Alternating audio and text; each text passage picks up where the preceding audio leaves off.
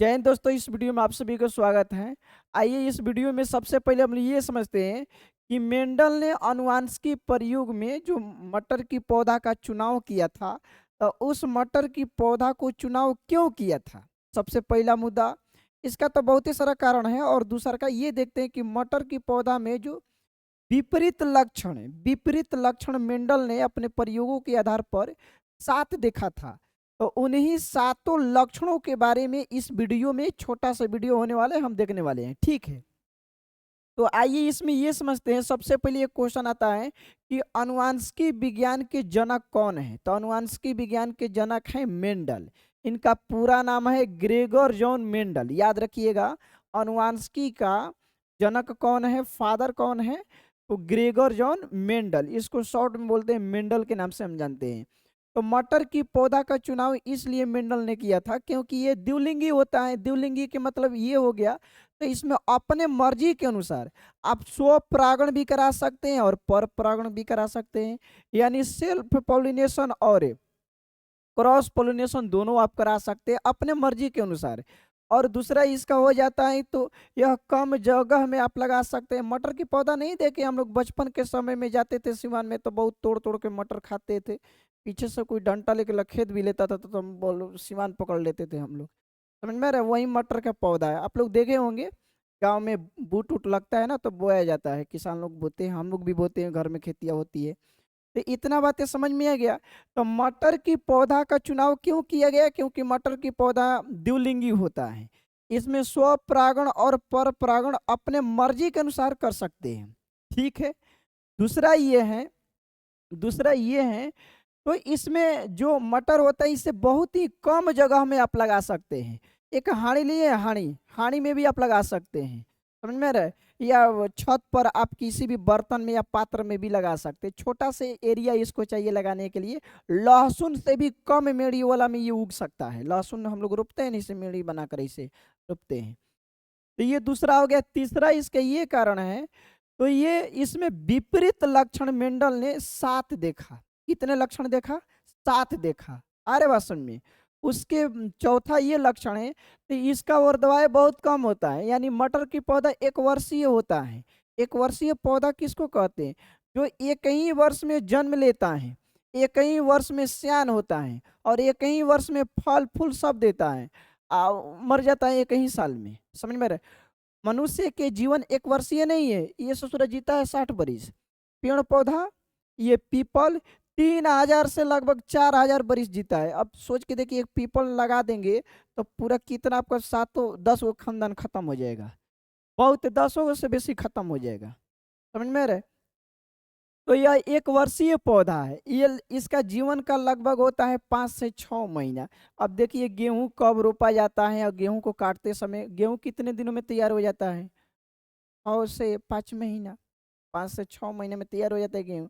गेहूं के साथ में ही रोपा जाता है। ये मटरवा तो ससुरा पहले ही काट लिया जाता है, ये तो 4 महीने में लगता है कि तैयार हो गया। तो आइए हम लोग इस वीडियो में हम लोग मटर की पौधा के जो 7 गो विपरीत लक्षण है, हमें एनसीईआरटी पेज खोले हुए पुस्तक के, और इसमें हम लोग देखते हैं। तो सबसे पहले मेंडल की ये देख लीजिए आप। यह वीडियो बहुत दोस्त इंपॉर्टेंट होने वाला है। ये प्रभावी विशेषकर वि- विशेष विशेषक अप्रभावी विशेषक हैं। अब यहाँ पर समझिए, मेंडल ने 2 नियम दिए, एक तो प्रभावी दिए, दूसरा अप्रभावी दिए, है ना। एक प्रभावी नियम दिए, दूसरा अप्रभावी नियम दिए। अगर कोई पूछता है कि प्रभावी नियम किसे कहते हैं, अप्रभावी नियम किसे कहते हैं, अब ध्यान से समझिएगा, आप लोग को क्लियर कहता हूं, समझ में आ जाएगा। मान के चलिए कि माता पिता होते हैं ना, माता पिता के द्वारा हम लोगों का जन्म होता है। तो माता पिता के द्वारा एक संतान का जन्म होता है, तो के तो संतान मम्मी पे चला जाता है, यानी मम्मी के रूप रेखा के हो जाता है, और नहीं तो बेटवा होता है तो पिताजी के रूप रेखा के हो जाता है। यानी अगर मम्मी के गुण डायरेक्ट आया संतान में, मम्मी का गुण डायरेक्ट आया संतान में, तो मम्मी से बेटा प्रभावित है, मम्मी से संतान क्या है, प्रभावित है। पिताजी के भी गुण आया है संतान में, लेकिन पिताजी के गुण दिखाई नहीं दे रहा है, छिप गया है। तो वो पिताजी से क्या है, अप्रभावी है। फिर से एक बार समझ लेते हैं। अगर माँ के गुण आया है स्पष्ट रूप से दिखाई दे रहा है, लोग नहीं कहते हैं कि ये माई पे चला गया है, अरे बस में यह भी सुनने को मिलता है तो नहीं नहीं नहीं ये पिताजी पे चला गया है, ये पिताजी की तरह हो गया, नहीं नहीं यह भी सुनने को मिलता है तो ये नानी पे चला गया है, नानी की मुंह रेखा के हो गया है, दादा के हो गया है।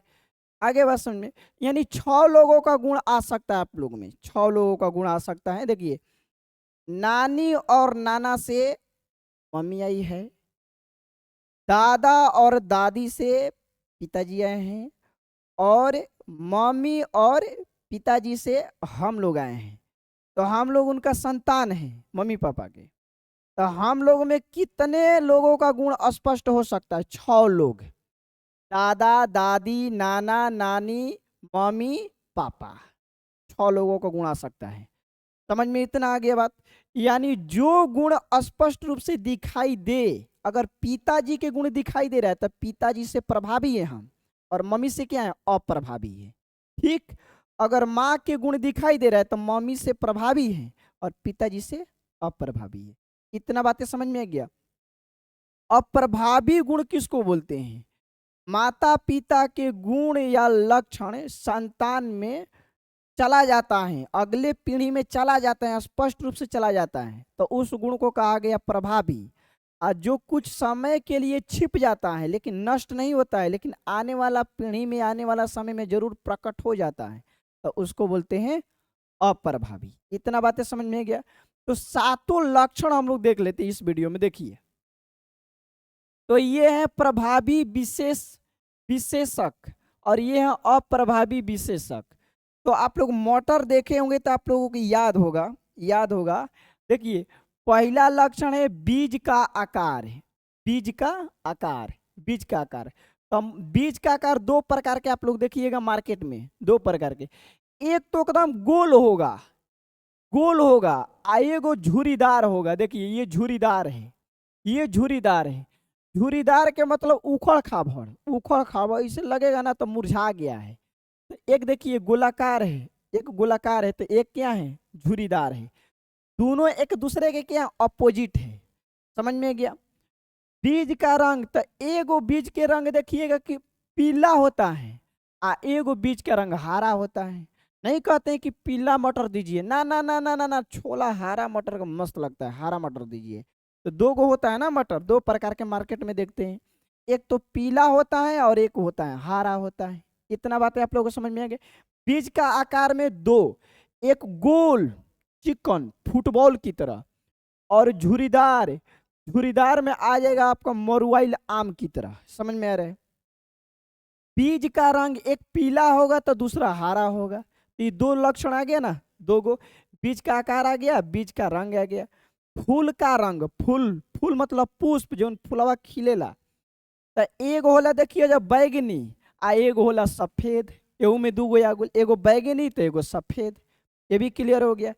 फली का आकार के मतलब हमने के ढेणी कहे नहीं है, भोजपुरिया में ढेणी बोलते हैं। तो देखिएगा, जो मार्केट में आता है, जो मार्केट में लंबा लंबा ढेणिया, लंबा, तो इसको ये फूली हुई होती है। एगो ढेणिया फूला हुआ रहता है, एगो ढेणिया देखिएगा ना तो एकदम जितना मोटर होता है मटरवा, एकदम चपका होता है, एकदम चपका रहेला मटरवा। आप बिना फली निकाले आप मटर इसमें गिन सकते कितने? देखिए 1 2 3 4 5, क्योंकि ये फूली हुई नहीं, सिकुड़ी हुई है। अब मटर दिखाई दे रहा था, मटर कितने हैं, लेकिन इसमें मटर खुलने के बाद दाना दिखाई देते थे कितने दाना है। ठीक है, अब इसमें कितने बच गए? 2 3 4, 4 हो गया ना। अब देखिए,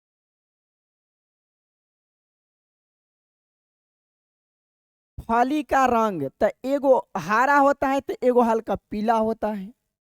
फली का रंग, ढेणिया का रंगवा एगो हरियर हो रहा तो एगो पियर होला।